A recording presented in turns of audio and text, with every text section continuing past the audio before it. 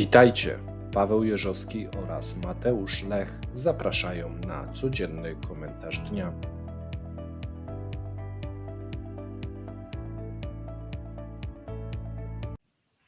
Witajcie. W Monty Pythonie nikt nie spodziewał się hiszpańskiej inkwizycji, natomiast nas na pewno i komentarza dnia dzisiejszego o godzinie 17 wszyscy się spodziewali. Witam Was Mateusz Lech oraz Paweł Jeżowski.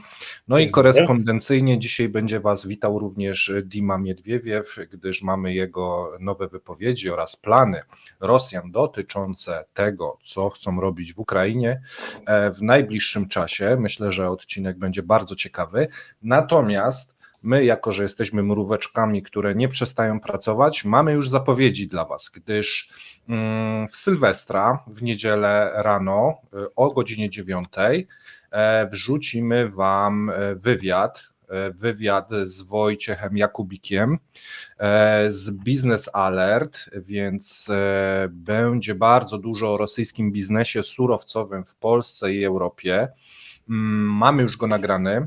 Jest to petarda, szczerze mówiąc. Ekspert, można powiedzieć. Szapoba. Jeżeli ktoś oglądał wywiady z Łukaszem Skibą podobnego poziomu, a będzie jeszcze chyba bardziej dynamicznie, bo więcej pytań udało nam się zawrzeć w dosyć krótkim czasie i bardzo ciekawe informacje, które rozwiewają mity, które krążą wokół rosyjskiej energetyki. Dotyczą i Polski, i Europy, a więc pokażemy prawdę. Tak, jeżeli chcecie ją poznać, mnóstwo danych. Jeszcze raz o 9 w Sylwestra, 9 rano, żebyście nie w Nowy Rok, a więc żebyście zdążyli się przyszykować na imprezę, ale w Nowy Rok, jak już się wyśpicie, o godzinie 17 wrzucimy Wam drugą część naszego raportu podsumowującego sytuację gospodarczą w Rosji. I tu krótka zapowiedź, możecie przyjrzeć się, jakie wykresy będą przygotowane, a wykresów będzie jeszcze więcej i będzie jeszcze bardziej szczegółowo.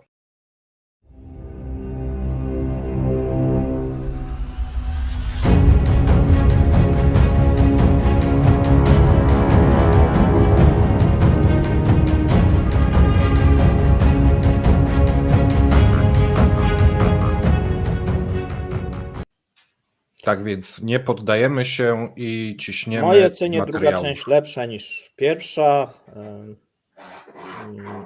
a więc zapraszamy. Nie będzie to ostatnia część, bo szykujemy jeszcze trzecią część, jak się okazuje. Myślę, że na 3 się skończy, bo jeszcze trzeciej nie nakręciliśmy. Natomiast wiemy już, co tam będzie, a więc też spodziewajcie się w styczniu jeszcze jednej części tej sagi. A dzisiaj, słuchajcie, powiemy sobie na temat celów Rosji na 2024, bo mamy kilka wypowiedzi, które trzeba by połączyć, jeżeli chcemy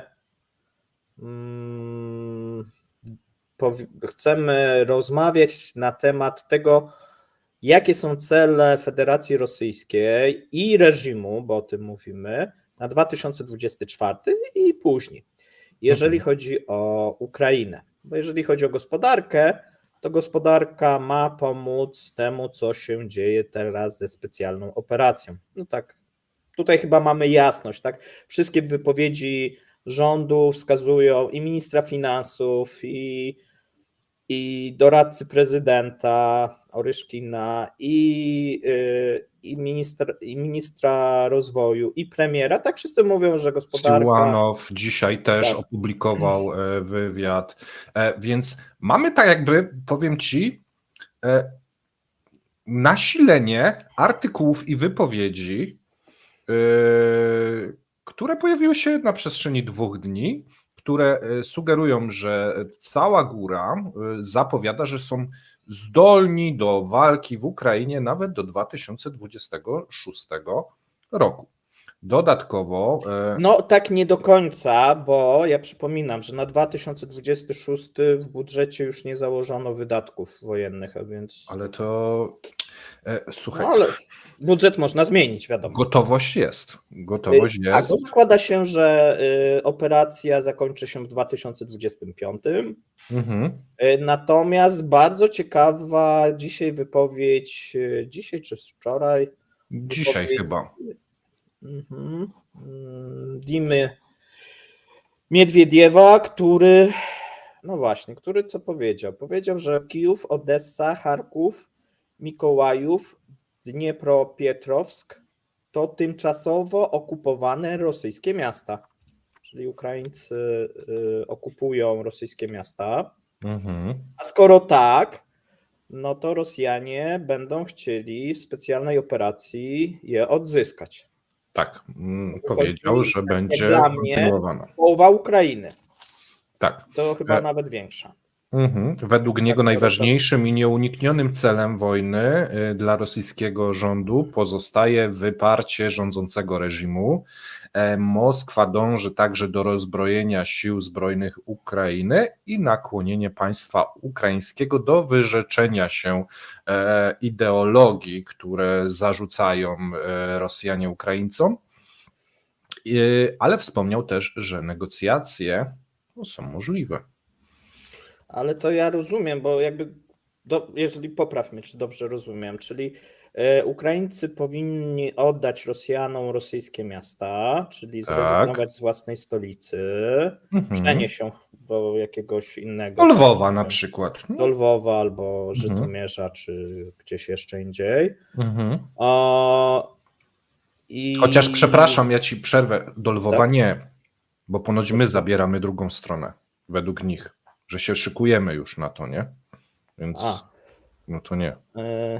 No dobrze, no ale gdzieś przenieść tą stolicę. Tudzież może w ogóle państwo powinno przestać istnieć według, chociaż tego nie powiedział, tak? Nie.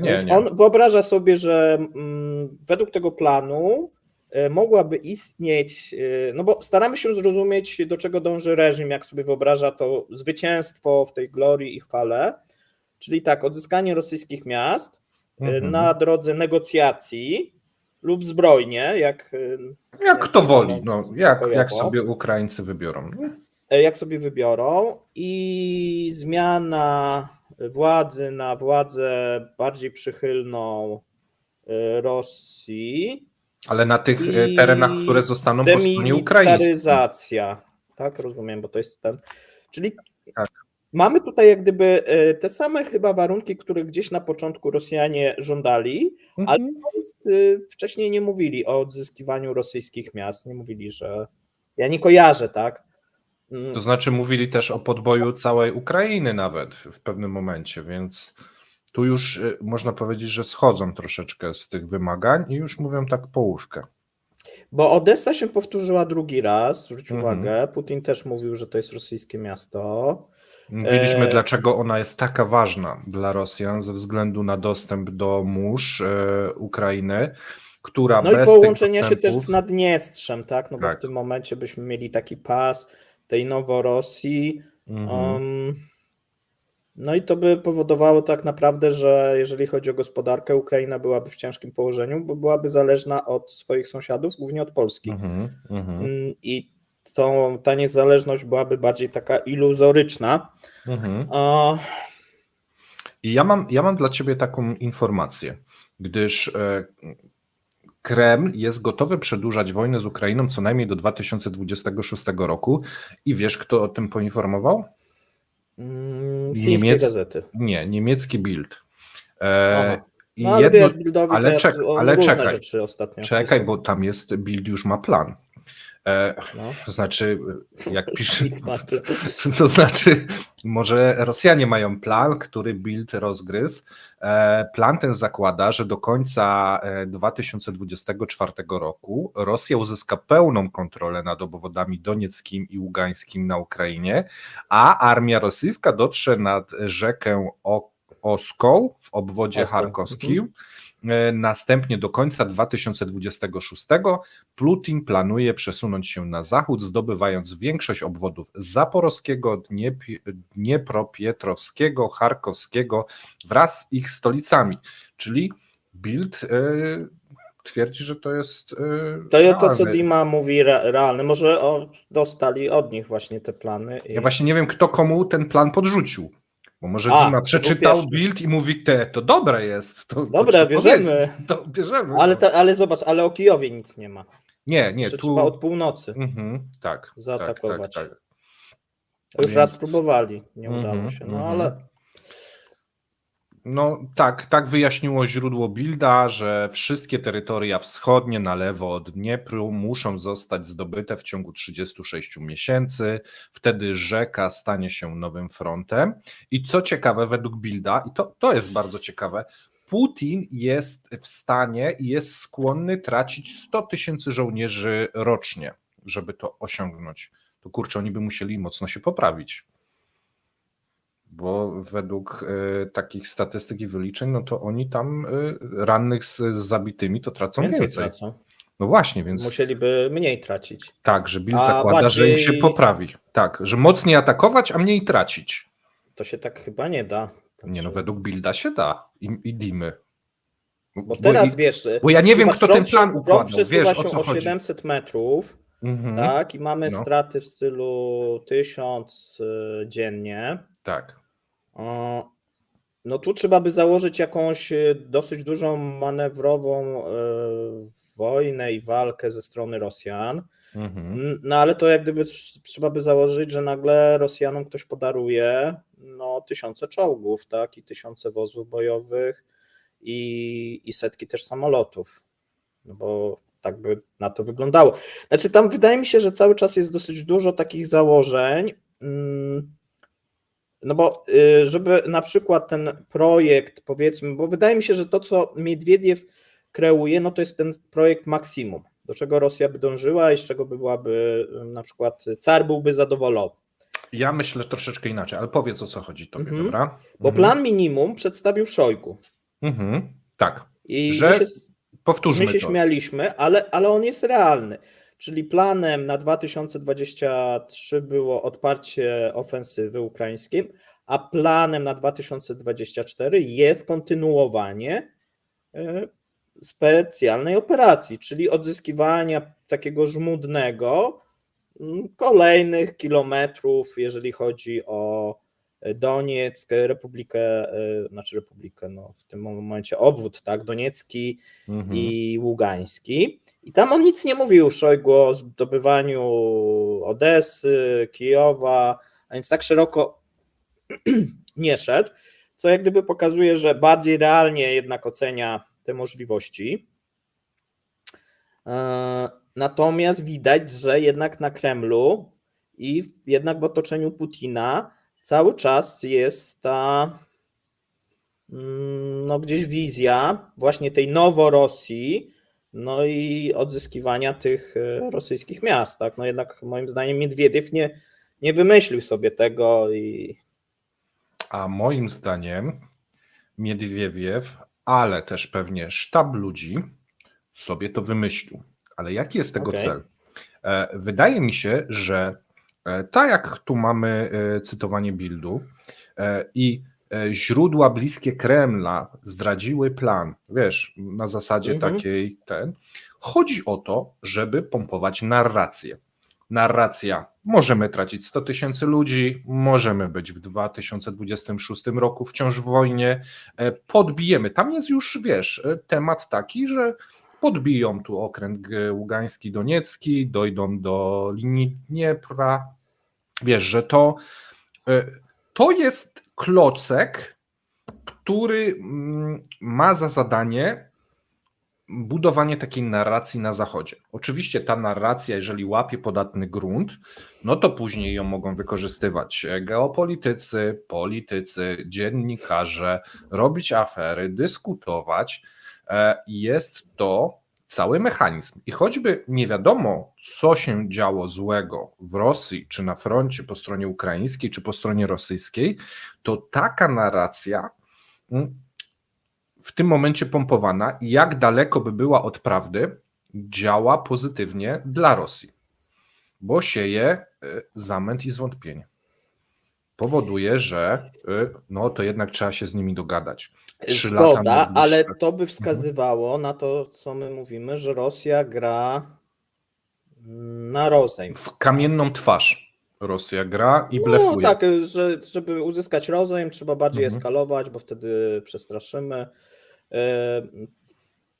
W tym momencie, co ciekawe, nie ma straszenia jakąś wizją atomową, tak Nie. jak, tak, bo to już odeszło. Jest Kiedyś nie straszenie, zadziałało. że my damy radę, ale możemy łaskawie się dogadać. Nie wiem, czy oglądałeś to wypowiedź Putina sprzed kilku dni, taką emocjonalną. On mówi: opanujcie się, siądźmy do stołu, wiesz, dogadajmy się w końcu. Wiesz, czy Putin, który nie jest przyparty do ściany, może sobie pozwolić na takie emocjonalne wystąpienie, nawoływanie do głosu rozsądku, do Zachodu?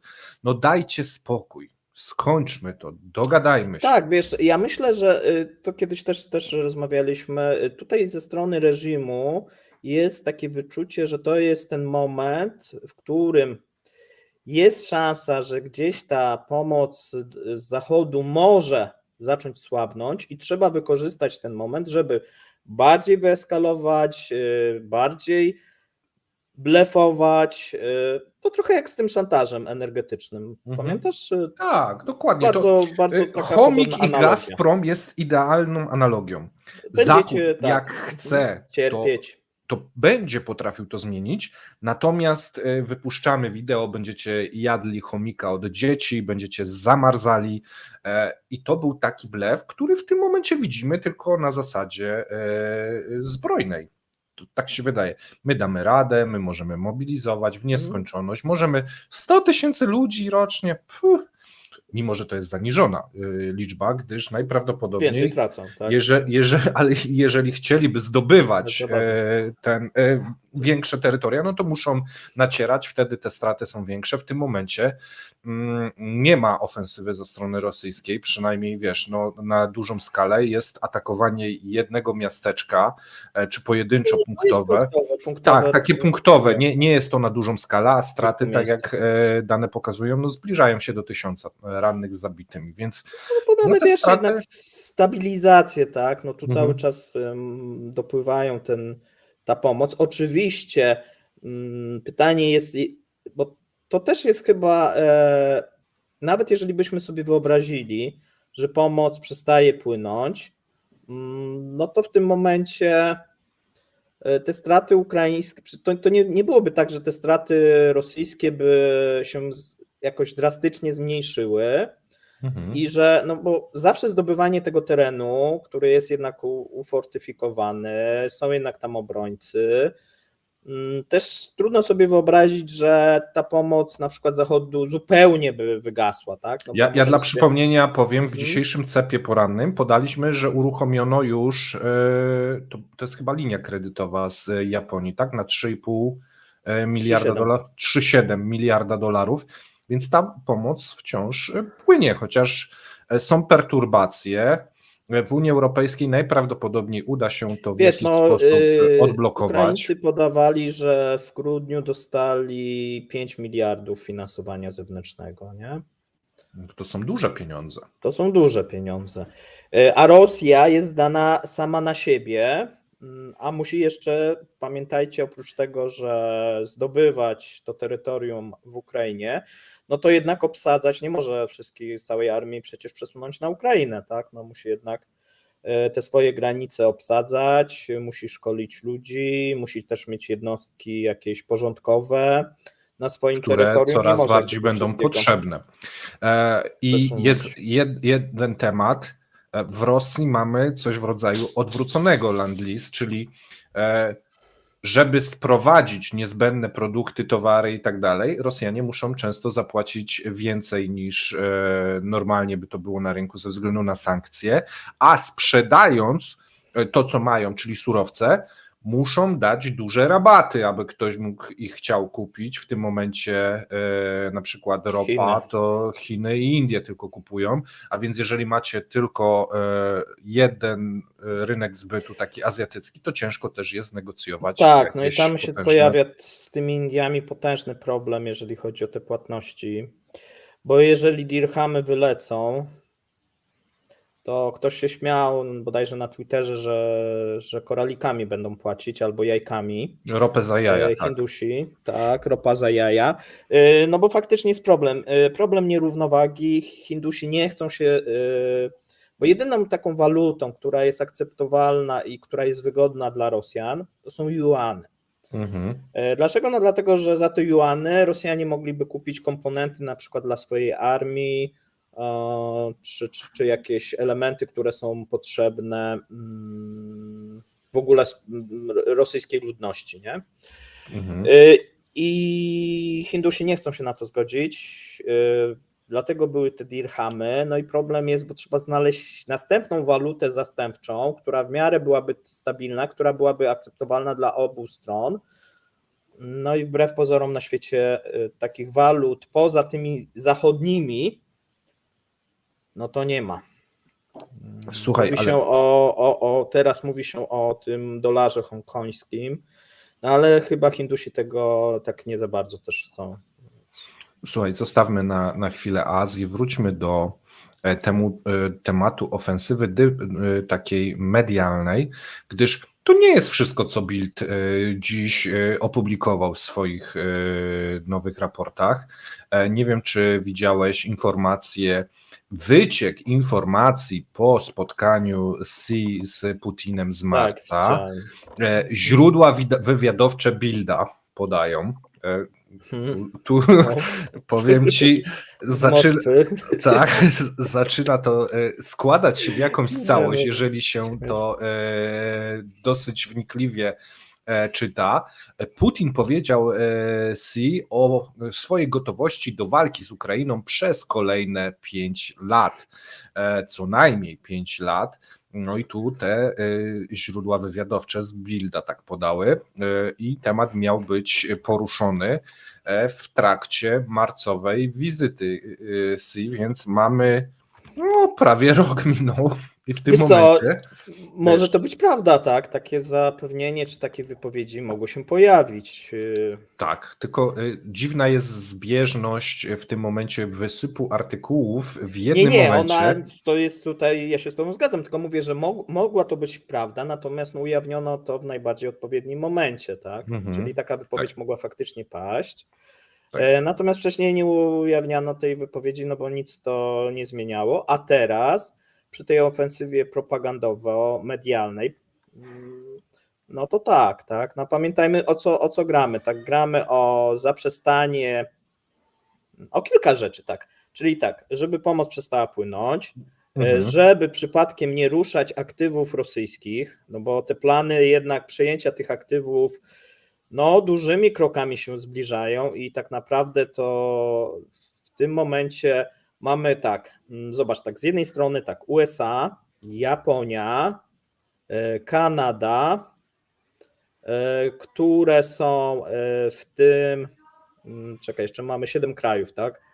Australia. Unia jako całość jest liczona. Słucham? Unia jako całość jest liczona, nie? Tak, ale i z drugiej strony mamy tak Francja, Niemcy, Włochy, które tak są bardziej ostrożne. No Wielka Brytania, tak? A więc tak, mamy G7 plus Australia. A więc tak, mamy Wielką Brytanię, mamy Stany Zjednoczone, mamy Japonię, tak, które odpowiadają się za tym, żeby zabrać te aktywa. Dlaczego się opowiadają? No dlatego, że nie mają tak znacznych aktywów w Rosji, a więc jest im łatwiej. No to my tu nic nie mamy, to weźcie te pieniądze, tak. No. Tak naprawdę w przypadku Japończyków, Amerykanów było tak, że to co mieli, no to Rosjanie im zabrali, tak, no bo tam mieli ten Exxon miał i tak dalej, albo się wycofały te firmy to jest ważne, bo zauważ, że one pierwsze się wycofywały, tak, jeszcze zdążyły przed różnego rodzaju tymi I tu jest obostrzeniami świetne reżimu. przysłowie: chytry 2 razy traci. Kraje, które zwlekały, ociągały się z wyjściem, nie dość, że trafiły w sytuację, w której weszły przepisy te rosyjskie, które wydłużały tą kolejkę i utrudniały wyjście, narzucały ten rabat 50% na wykup firmy i tak dalej, to teraz, pomimo że zostały i mierzyły się ze spadkiem jakiejś konsumpcji, z problemem z przepływami walut i tak dalej, teraz mają utrudnione wyjście, a dodatkowo może skończyć się konfiskatą mienia. Więc kraje, i firmy, które chciały grać na czas, być może popełniły potężny błąd taktyczny. No wiesz, one zakładały, że wojna się może szybciej skończyć, że do negocjacji dojdzie. Pamiętam, jak Macron mówił tym firmom francuskim, że do lata, w 2022, do lata ten konflikt się zakończy, żeby tu nie robić jakichś pochopnych ruchów. No i okazuje się, że minęło lato i następne lato, a konflikt cały czas się toczy. I te szanse na 2024, no oczywiście są, że ten konflikt się zakończy, ale takie same chyba, jak że będzie trwał, a że będzie trwał chyba nawet większe. Raczej jeżeli tak. byśmy tak to na to w ten sposób patrzyli. Mamy też wypowiedzi Trumpa, co ciekawe, bo wszyscy zarzucają Trumpowi, że on chce zakończyć i tak dalej, które no teraz wskazują, że Ameryka wspiera, ale kraje Europy powinny wspierać na równi, co najmniej tak samo tak, jak Ameryka, Ukrainę, czyli już nie mówi tak, że... I wtedy jest ręka w rękę, my możemy powiedzieć, bo Europa daje, więc my musimy dać tyle i może być jakaś równowaga. Tak, że bardziej, żeby to był partnerski układ. No i tu trzeba przyznać tak, że to jest problem bardziej Europy niż Stanów Zjednoczonych, jednak ten konflikt, bo się dzieje w Europie.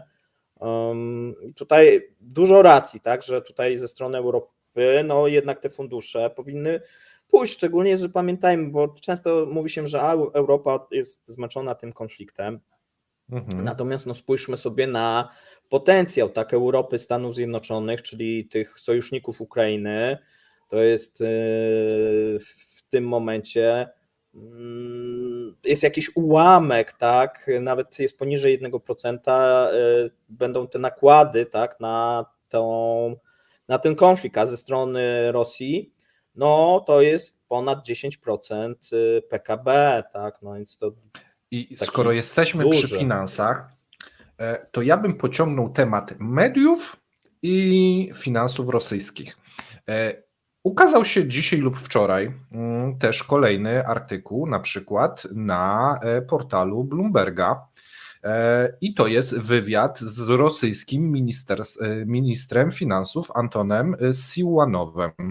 I to jest ciekawe, że wiesz, tu trwa konflikt, to tu po prostu pytamy jedną stronę, której zależy, żeby pokazać... Tak, jest takich kilka gazet, tak, Bloomberg, Politico, tak.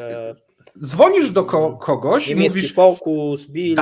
Dacie radę? No damy. No, czemu mamy nie dać? No, oczywiście, że damy. No przecież jakaś narracja musi wychodzić. I wychodzi taka. Minister finansów zapewnił, że w rosyjskim budżecie wystarczy pieniędzy na finansowanie armii. Według niego przeznaczono środki na przyszły rok na realizację wszystkich najważniejszych zadań, wszystkie potrzeby naszych sił zbrojnych związaniem z zadaniami operacji wojskowej są zaspokojone pieniędzmi. Więc można, jak to komentować? Wiesz, to później poleci, zostanie przedrukowane przez 45 gazet na świecie, żeby tylko później to zostanie jeszcze powielone przez portale. No i co będzie? Rosja ma na zabezpieczone... na prowadzenie wojny. Tak, nagłówek. Rosję stać na prowadzenie wojny. Wojny przez następne 5 lat. Tak, i będzie mądry tutaj geopolityk, który mówił, że tam głupoty. Bloomberg opublikował dane, już nie powiem tak, dane albo analizę, że Rosję stać, tak, bo mają rezerwy, Na bo mają przykład, fundusz, bo jeszcze coś tam. Zabraknie takiego jednego słowa, że budżet był założony na cenę ropy w wysokości $75, czy coś takiego, i tego jednego szczegółu zabraknie, ale jeżeli ropa będzie po 65 w przyszłym roku średnio, no to kurczę, Znaczy przyszły jest na 71.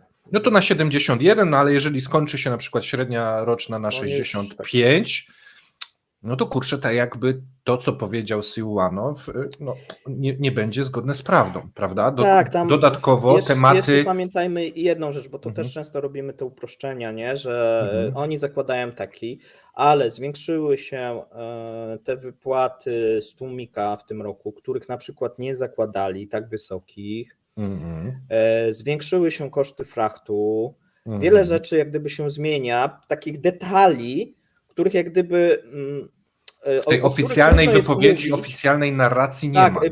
Bo to są takie małe detaliki, tak? I tu takie małe klocki, i nagle się okazuje, że tych pieniędzy jest mniej, a pamiętajmy jedną rzecz, ja cały czas powtarzam, że rosyjski budżet zarabia na podatkach od tych firm, a nie zarabia na sprzedaży. Tak? To jest oczywiście powiązane i jest proporcjonalne, tak, do ceny i wolumenu. Natomiast no ja bym tutaj, jeżeli chodzi o gospodarkę rosyjską na 2024, nie był optymistą, a zauważmy, co tu jest ważny, optymistą od strony zakłada, rosyjskiej, bo ludzie często zakłada, nie wiedzą. Tak, zakłada, że będzie wzrost dochodów na przykład o 15-20%. No on może być, jeżeli byśmy założyli wysoką inflację, i to raczej tak jak mówiliśmy na początku tego roku, bo tutaj, ale z drugiej strony masz bank centralny, który ten wzrost będzie mocno hamował przez te stopy. I ogólnie moim zdaniem jest bardzo duży problem w Rosji priorytetów pomiędzy bankiem centralnym a reżimem, bo o ile reżim mówi jasno, specjalna operacja na pierwszym miejscu, prowadzenie tutaj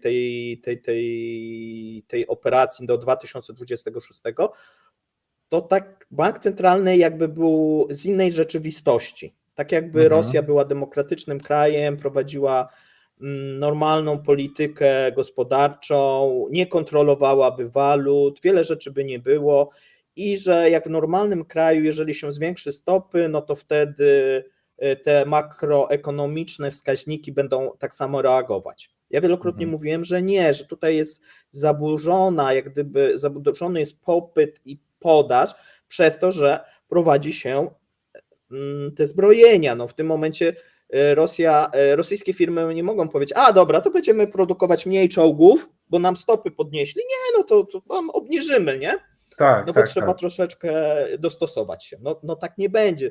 Wystąpią specjalne preferencyjne kredyty, dodatkowe pieniądze, po prostu się to wkalkuluje i tego pieniądza jeszcze się dosypie na ten rynek. Tak samo jak gdyby producenci będą sobie wkalkulowywać te wyższe stopy po prostu w cenę produktu, a więc nie będzie tych normalnych zachowań, one będą zupełnie inne i tak naprawdę w sumie od dawna nie było takiego eksperymentu, no bo to jest pewien eksperyment. Na dużą skalę. Ja nie kojarzę też kraju, który by prowadził konflikt i podwyższał te stopy. Wydaje mi się, że to będzie fatalne dla tej gospodarki. No ale zobaczymy, bo to jest naprawdę bardzo ciekawe, jak rynek się zachowa w 2024 roku. Ale teraz, żeby wyjaśnić to, my nie twierdzimy i w sumie nigdy nie twierdziliśmy, że Rosji nie będzie stać na prowadzenie wojny. Tak. Rosja, jeżeli będzie chciała, to będzie ją prowadziła rok, 2, 5. Natomiast... Ten 5 to... Ale czekaj. Mam takie... Natomiast troszeczkę to wygląda jak próbowanie zachować, kamiennej twarzy przy krojeniu cebuli. Oni mówią, nic nam oczy nie łzawią i będziemy ją kroić, jak będziemy chcieli, tak długo, jak będziemy chcieli. Natomiast te łzy się cisną do oczu, gdyż no, pozbywają się i przepalają bardzo dużą ilość pieniędzy, bardzo dużą ilość możliwości, szykują się do zabierania ewentualnych oszczędności, szykują się do sprzedawania udziałów w firmach państwowych na rynku wewnętrznym, czyli będzie to jakaś forma okazji lub przymusu dla oligarchów, żeby wpompować w ten budżet ich pieniądze. Te pieniądze, ta kołderka jest krótka, coraz krótsza z każdym miesiącem i założenia, Znaczy, wiesz co? ale czekaj, i propaganda Mhm. taka sukcesu, nas to nic nie boli, jest wyraźnie pompowana i tu widać w dzisiejszym dniu i pojawiających się dzisiaj artykułach.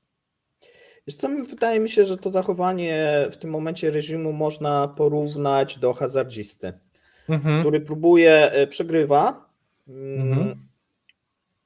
To się jakoś tak nazywa. trwoni swój majątek, tak? I w tym Tak, momencie mówi, dobra, to ja postawię jeszcze i postawię jeszcze, bo w tak. końcu ta zła pasa musi minąć, w końcu, jeżeli ja będę konsekwentny, Tak. to w którymś momencie się odegram.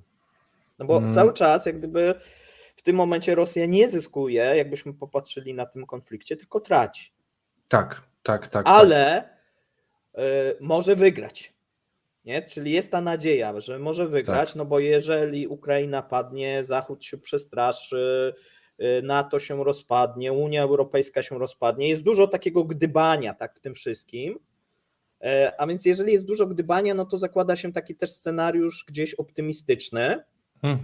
W życiu różne scenariusze mogą się wydarzyć, a więc może i ten optymistyczny dla nich też mógłby się wydarzyć, ale jest dużo takich pod warunkiem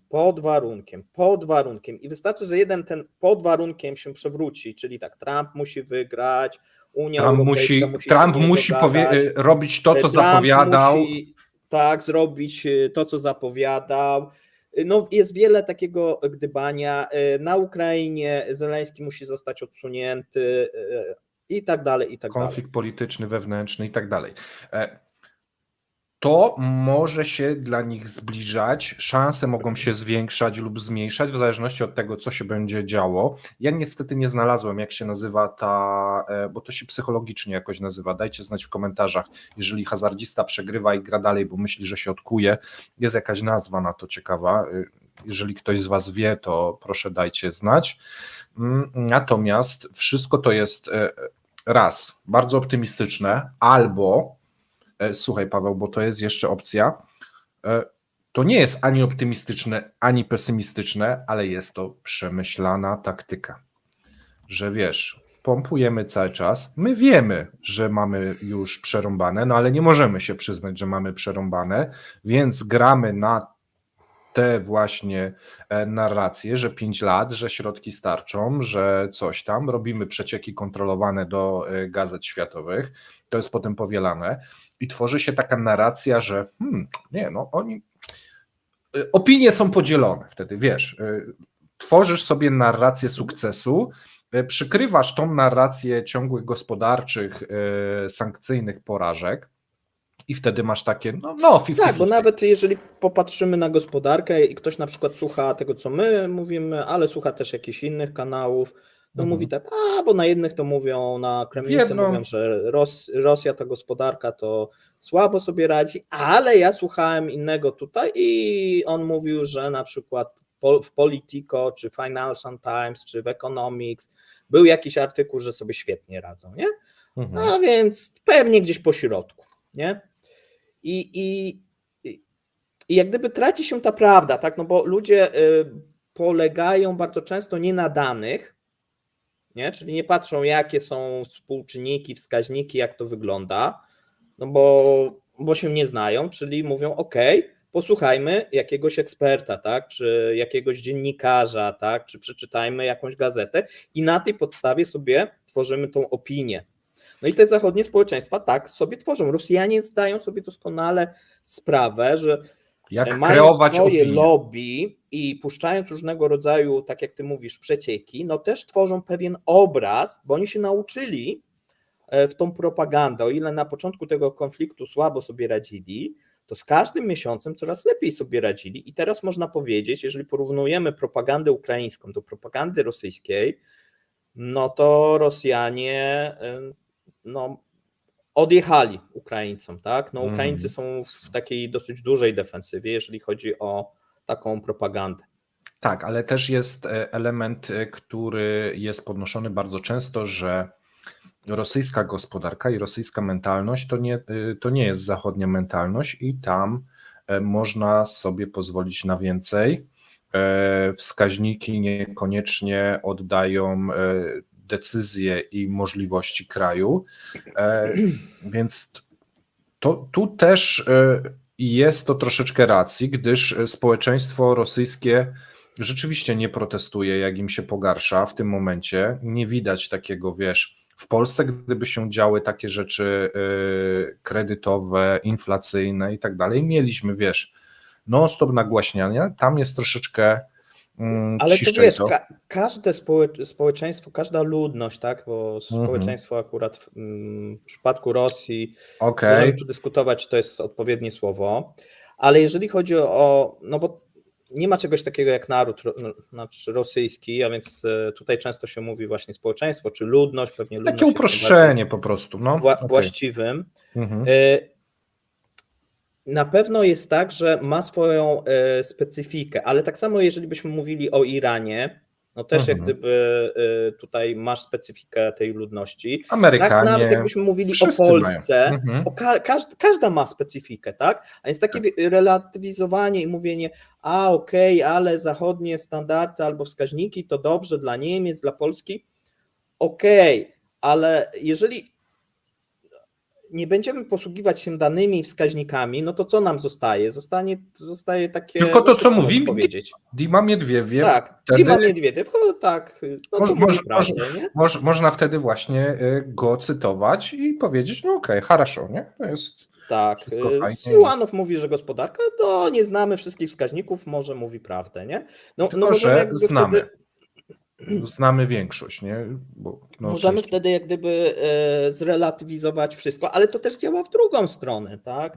A więc też możemy powiedzieć, że te wskaźniki, które my mamy i które prawdopodobnie są gorsze, tak? No bo Rosjanie raczej ukrywają wiele rzeczy. Excela to podkoloryzują niż raczej sobie umniejszą. Tak, czyli tak, a więc to, co my pokazujemy, to możemy powiedzieć właśnie zrelatywizować i powiedzieć, słuchajcie, na pewno jest gorzej.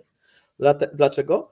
No bo logicznie byłoby pokazywać, tak jak Ukraińcy pokazują, właśnie, że bo to jest w ruinie, to, co mówisz. Żeby dostać pomoc, tak samo Rosjanie pokazują, że ich gospodarka rozwija się świetnie. To dlaczego by mieli umniejszyć sobie te statystyki? Więc to, co już dostajemy, no to jest to, znaczy prawdopodobnie jest, bo nie możemy w 100% stwierdzić, bo nie wiemy, jakie są super najbardziej prawdziwe te statystyki. No, mogą być w jakimś stopniu podkręcone, niektóre rzeczy pominięte, no ale wygląda to tak. Ogólnie dzisiejszy komentarz chciałbym Wam podsumować w ten sposób. Jest ofensywa informacyjna, jest ona, jak widać, bardzo, jak to się mówi, jak zsynchronizowana. I narracja wszystkich polityków rosyjskich w tym momencie, które pompują tą narrację, są uzgodnione. Mamy 5 lat, pieniędzy starczy i będziemy podbijać do skutku. Ludzie, możemy ich tracić, finanse znajdą się. 5 lat, damy radę. Jest stworzony człon, taki schemat, później to leci w formie wywiadów, wiecie, źródeł tajnych w tym, puszczone na podatny grunt, a później jest to rozsyłane po całej Europie i świecie. Aż tak mikrofon sobie uderzyłem. Mikrofon zrzuciłeś. Tak, a jeszcze raz odsyłam do wywiadu, który będziemy mieli, gdyż tu mamy właśnie te dane i takie informacje z Wojciechem Jakubikiem, na przykład odnośnie surowców.